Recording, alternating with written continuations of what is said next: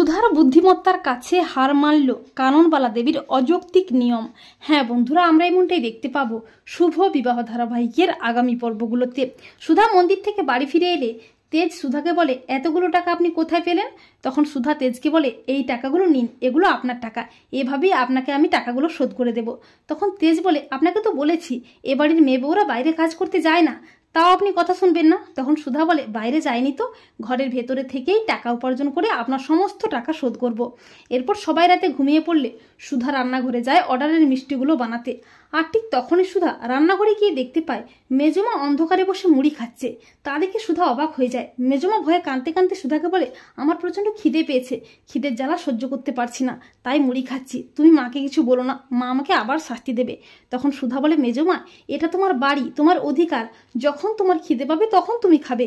এই বলে সুধা কাননবালা দেবীর আদেশ অমান্য করে নিজের হাতে করে মেজমাকে খাইয়ে দেয় এবং বলে, আজ থেকে তোমাদের সমস্ত ইচ্ছে, তোমাদের সমস্ত আবদার তোমাদের এই মেয়েই পূরণ করবে।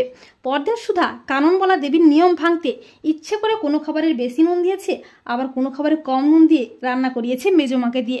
খাবার সময় সবাই যখন মেজমাকে বলছে, এটা কি রান্না করেছো, কোনোটাতে লবণ বেশি আবার কোনোটাতে লবণ কম, তখন কাননবালা দেবী বলে, মেজ বৌমা তুমি কি রান্না করার সময় চেখে দেখো নি? তখন সুধা বলে, ঠাম্মি মেজমার তো এ বাড়ির খাবার খাওয়া বারণ, তাহলে চেখে দেখবে কি করে?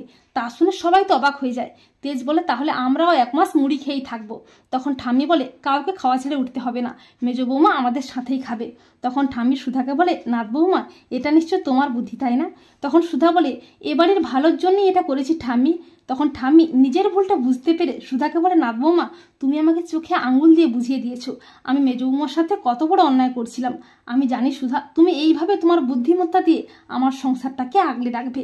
তো বন্ধুরা, তোমরা এটাই চাও তো যে সুধা যেন এভাবেই তার বুদ্ধি দিয়ে কাননবালা দেবীকে পদে পদে বুঝিয়ে দেয় যে মেয়েদেরও আত্মসম্মান আছে, ইচ্ছে আছে, অধিকার আছে?